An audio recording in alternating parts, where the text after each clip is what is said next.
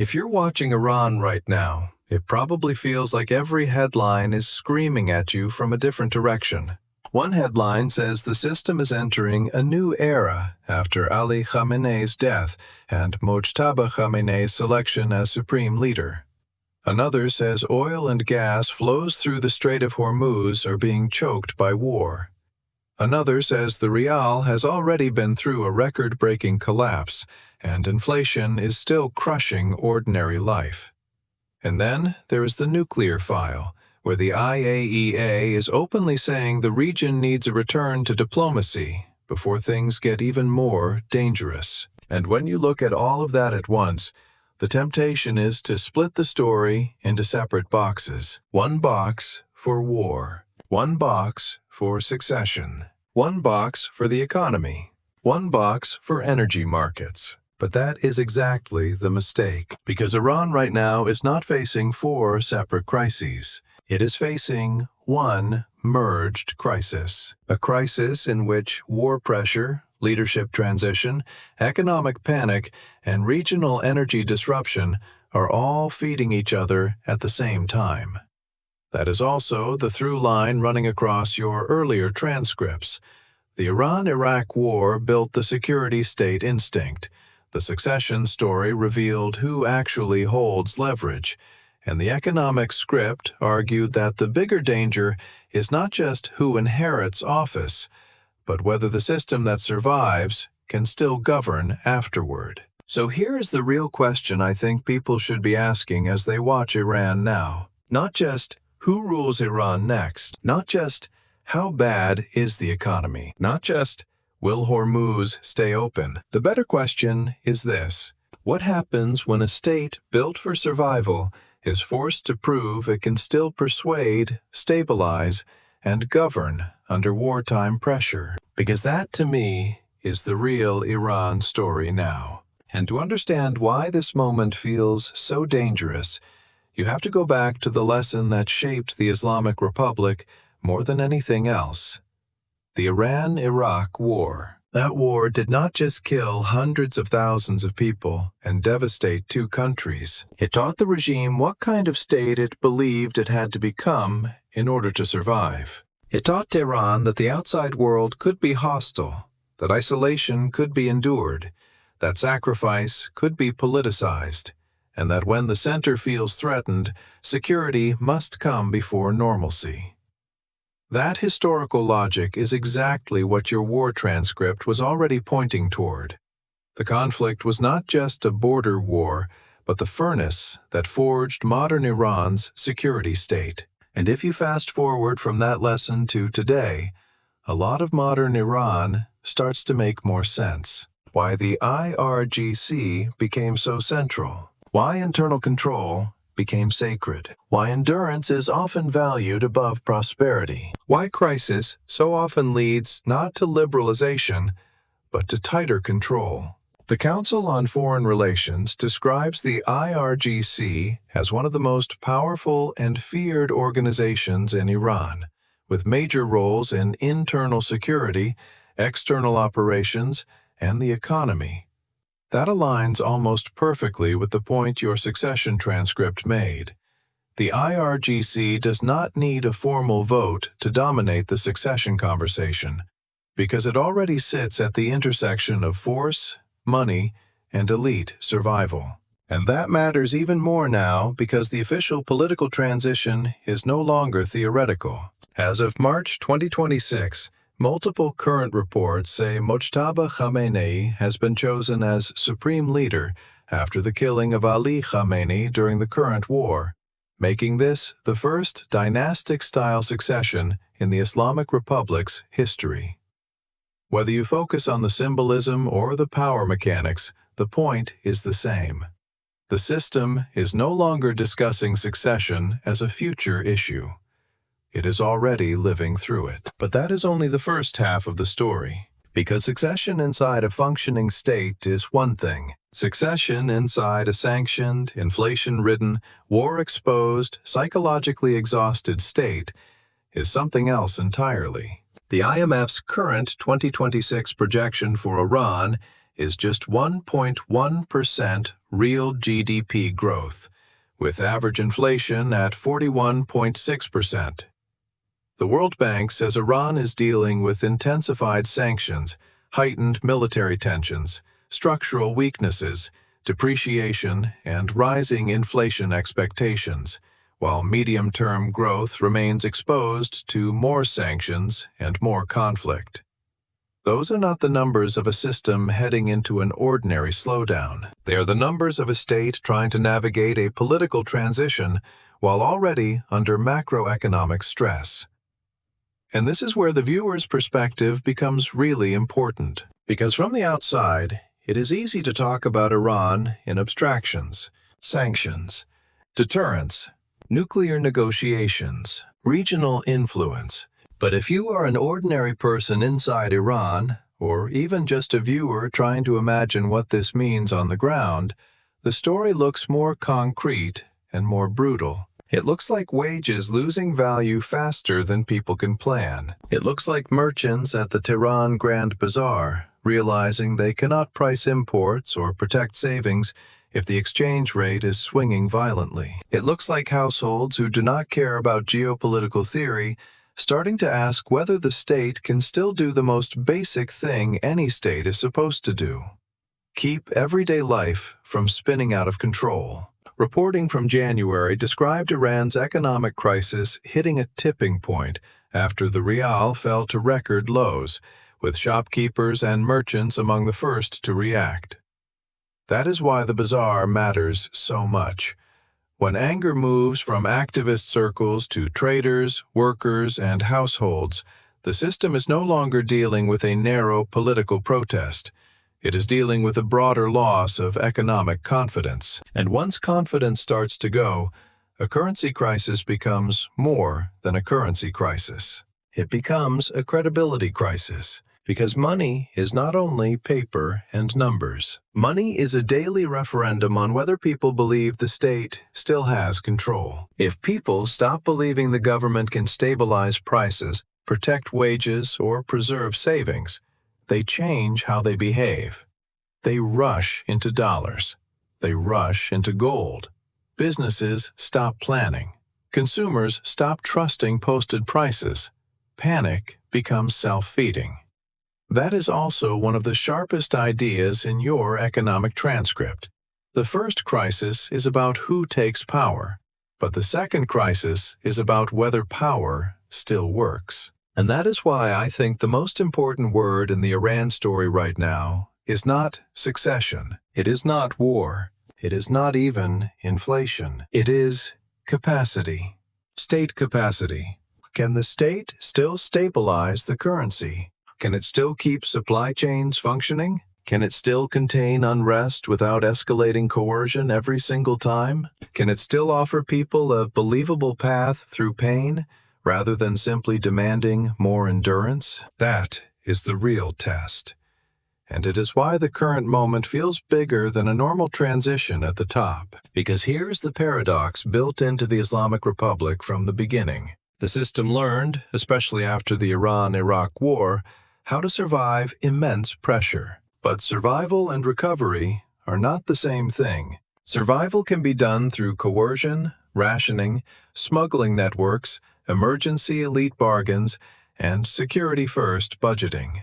Recovery requires something harder: confidence, investment, institutional credibility, a less punitive external environment, and some version of a social contract that people still believe in.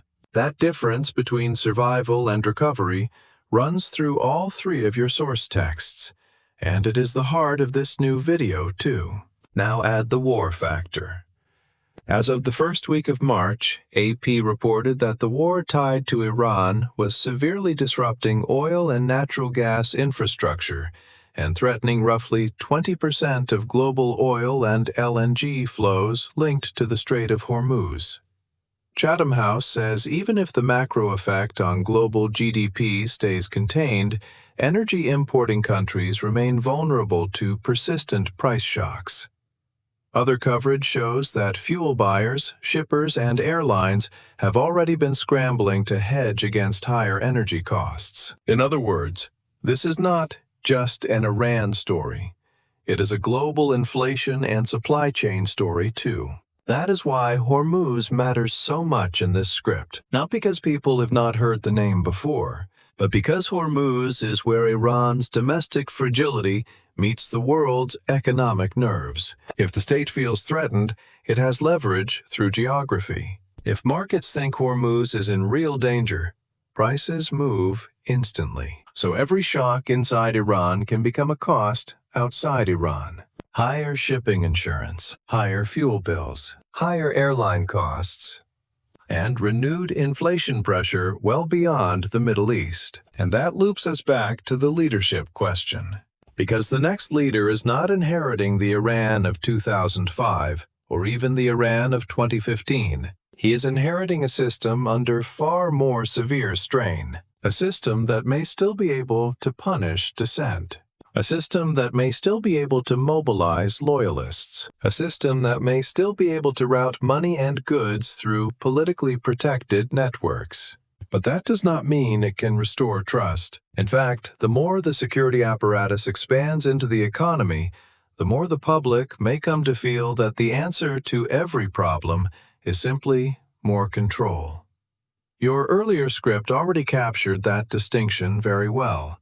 The IRGC may be able to shape how the crisis is managed, but that is not the same thing as solving the crisis. And that is one reason the budget matters politically. Because in a moment like this, budgets are not just fiscal documents, they are signals.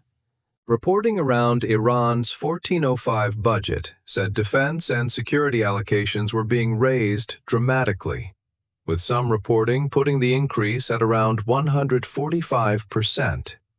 Even if the regime sees that as necessary deterrence and internal protection after a year of escalation, ordinary people are likely to read it differently. My purchasing power is collapsing. My taxes are rising. My fuel costs are being squeezed, and the state is visibly prioritizing coercive capacity over living standards. That is a terrible optic if your real problem is confidence. And politics is often about optics before it is about outcomes. Because if people believe the center of gravity is shifting from governance toward regime survival, they stop reading hardship as temporary sacrifice for a better future. They start reading it as proof that the state is protecting itself first. That is a dangerous psychological turn for any authoritarian system. People can endure pain for a long time if they still believe the people in charge know what they are doing. What becomes combustible is pain plus drift. Pain plus visible uncertainty. Pain plus the sense that office is still there, but competence is leaking out. That is why your phrase is so strong. The system may still punish, but can it still govern? Now, some people watching all this will say, fine, but Iran has lived under sanctions and pressure for years. Why is this moment different? I think the answer is scale and overlap. Iran has faced sanctions before. It has faced unrest before. It has faced regional confrontation before. It has faced legitimacy questions before. But what feels different now is that all of those pressures are landing together, while the system is also moving through the most sensitive kind of political transition it can have. That is what turns a bad period into a systems test. And the World Bank's language is useful here. Iran is not simply under pressure from one source. It is dealing with security escalation, intensified sanctions, structural weaknesses, depreciation, and inflation expectations all at once.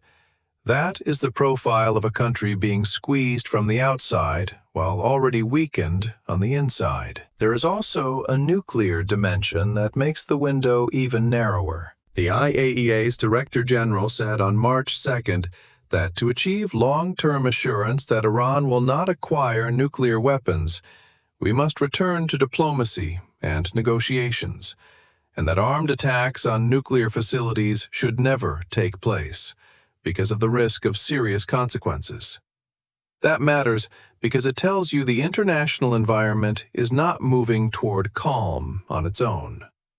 The diplomatic path remains fragile, and the military path is already making the entire crisis more explosive. So what are the plausible paths from here? Path 1 is that the regime consolidates around the new leadership quickly enough to project unity, while the security establishment contains unrest and the economy limps forward under strain. That is the survival-first path, not recovery, not normalization, just survival.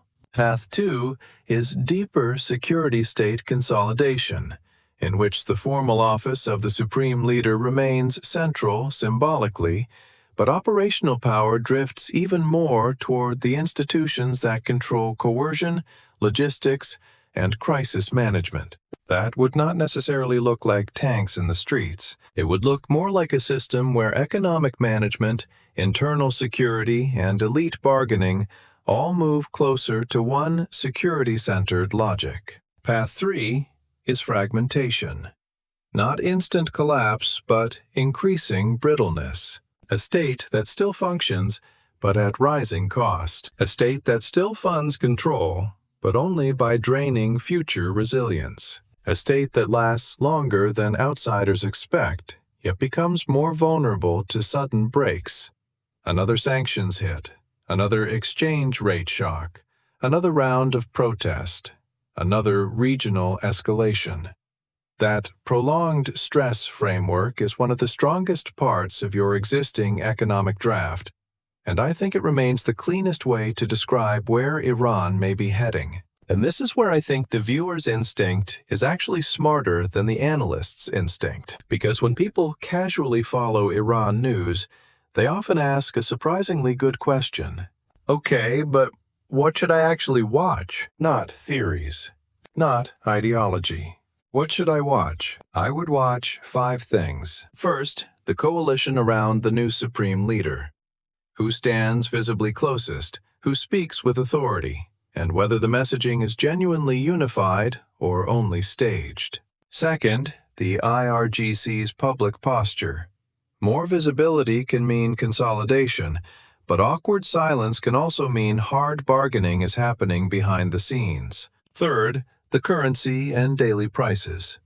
Because in Iran, economic stress can turn into a legitimacy crisis faster than many outsiders expect. Fourth, the budget and the state spending signals, because they reveal whether the regime is preparing to reassure society or fortify itself against society. And fifth, Hormuz, because if disruption there persists, Iran's domestic crisis becomes everyone else's inflation problem. The succession transcript you shared made a similar point in a simpler phrase. Don't just track the name, track the coalition. Track the security posture. Track the money. Now let's come back to the emotional center of this whole story. The Iran-Iraq War taught the Islamic Republic that survival is sacred. That lesson helped the regime outlast enemies, endure sanctions, and justify extraordinary levels of sacrifice. But history can become a trap, because a system built to survive may eventually become too optimized for survival, and not optimized enough for governing a modern, impatient, inflation-hit society. That is the contradiction I think defines Iran now.